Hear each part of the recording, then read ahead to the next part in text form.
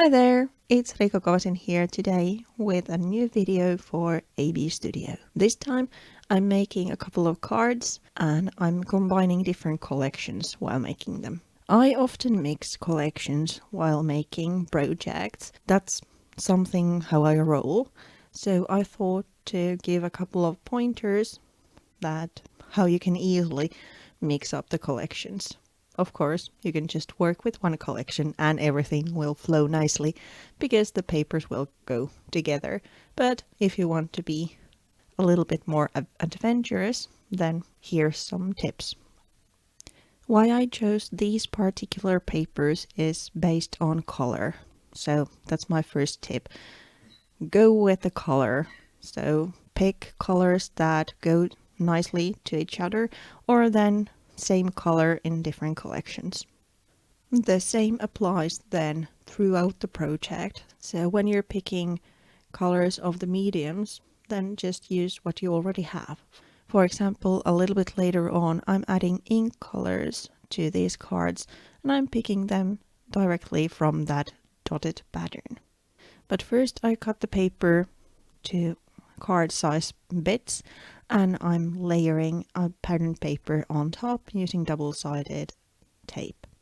On top I then add gesso, and that's the tip number 2. If you're hesitant how the papers will go together, then adding a layer of white gesso usually soothes the harsh contrasts and thus makes everything flow in nicely.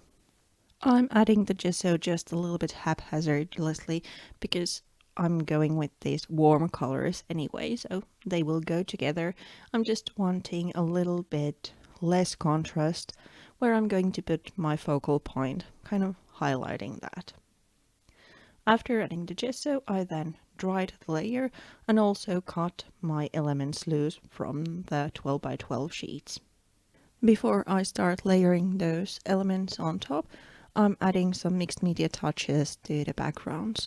First I'm adding some stamping using just black ink because tip number 3, neutrals like black, white or grey, beige maybe, usually go with any color. So those are kind of safe colors to add to any project.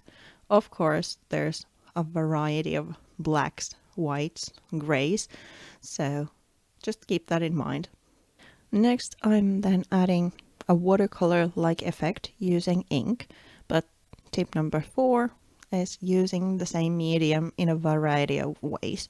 For example, here I'm first kind of painting a layer using the same ink, but then I use the same color through a stencil, so it's just the same medium a couple of ways. So of course the same color will go nicely. It just has more impact in places than in the others. I picked up this hard pattern stencil, kind of mimicking the soft forms of the dotted background, and that's the next tip, following or repeating the pattern. So if you have really geometric patterns going on in your papers, then follow that same idea throughout the different mediums or materials, because then they will go nicely together. Or if you want a higher contrast, then use something really geometrical with some really flowing shapes, for example. But usually following the same rule is kind of easy on the eye because there's no contrast then. After adding the stenciling, it's then time to start building the actual composition. And for those I'm using a couple of tags with these beautiful peach toned cut out florals from Big Eyes collection. I'm layering a couple of tags on top of each other and again mimicking or repeating the colors that are already in there. There's the nice peachy tones that are present in both cards, but for the bluish tone I also picked a bluish tag underneath the butterfly one to kind of repeat it along the different layers. So first I'm adding the tag using double-sided adhesive and foam tape, and then I'm starting to add here those little flowers in place.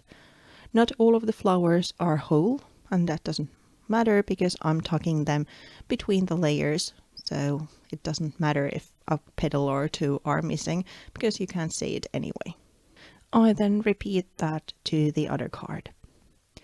Afterwards, when I have the compositions done, I add a little sentiment or saying to both of them and then ink around the edges.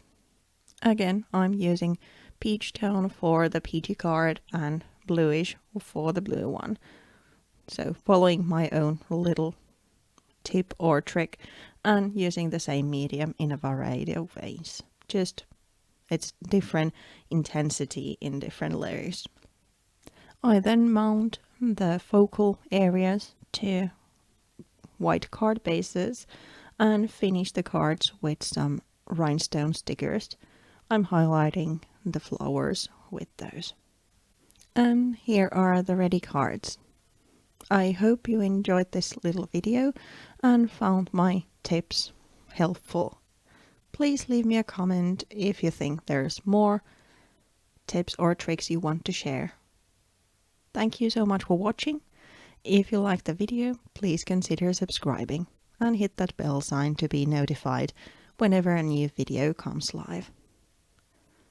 Thanks again for watching. Bye!